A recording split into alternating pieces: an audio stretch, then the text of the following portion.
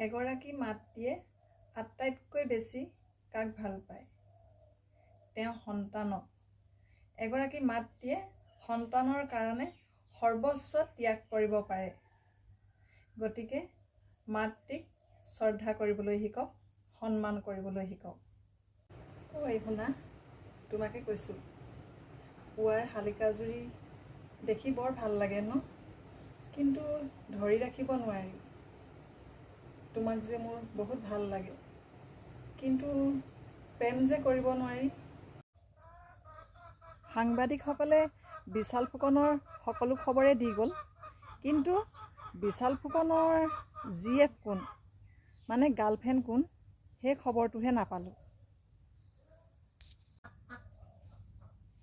ল'ৰাসকলক সুধিছোঁ, আজিকালি বোলে ল'ৰাই ছোৱালী নহয় বোৱাৰীহে পলুৱাই নিয়ে, কথাষাৰ সঁচানে?